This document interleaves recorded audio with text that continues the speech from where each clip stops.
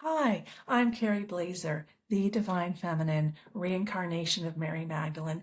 Thank you for clicking on my clip.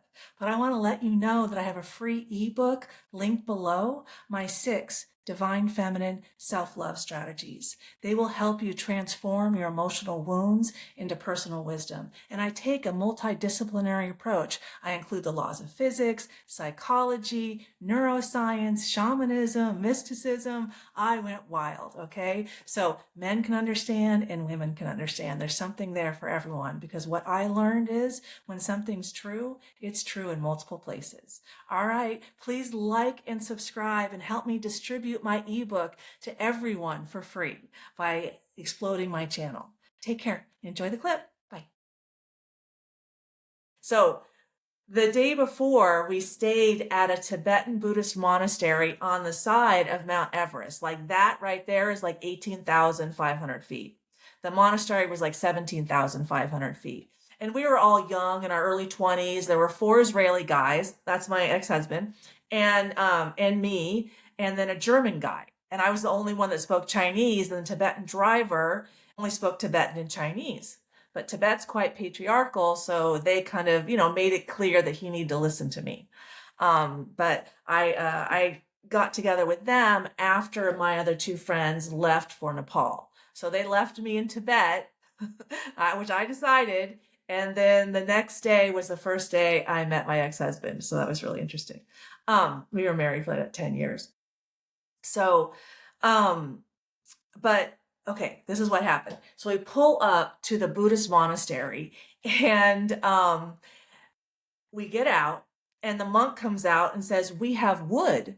I'm like, you have wood at 17,500 feet? Like it's way above the tree line. Like, how do you have wood, right? How do you have wood at 17,500 feet? I really want to know. And so he showed us. So Mark, the German guy, and I went to go find, the wood. Now, what I knew about Tibet is that they use yak dung as fuel, which is common in more like third world countries. So they would slap the dung on the side of the building, and when it dried, it was ready to burn. So we go, and the monk opens the door. Like that's all the English he spoke, right? And Mark looks in there. He's like, "Shit." And the monk says, "No, wood." And Mark's, "Shit." I'm like, "Wood." And I'm like laughing because I just love irreverent humor. I was 23, like we were young, and irreverent. And so Mark repeats it a couple times, and the monk starts saying shit, shit. So you can imagine the next travelers that come up to this hugely spiritual experience, a Buddhist monastery in the Mount Everest base camp, and the monk walks out and says, "We have shit." That was before YouTube, but that would have been a great clip. That would have gone viral. Okay, let me stop sharing here. And we're going to learn what that red string means. Okay, there's the outside of the monastery. Okay, let's go there first. Here's the outside of the monastery. The Tsupur Monastery is a major Tibetan Buddhist monastery located in the Tolung Valley of central Tibet, about 70 kilometers west of Lhasa. So yeah, I met the woman in Lhasa and we had a day trip to this monastery. It serves as the traditional seat of the Karmapa lineage and the home monastery of the Karmapa Lama, an important figure in Tibetan Buddhism. Like it was founded and it had, it didn't look this nice. Guaranteed it did not look this nice when I was there. But it was founded in 1189,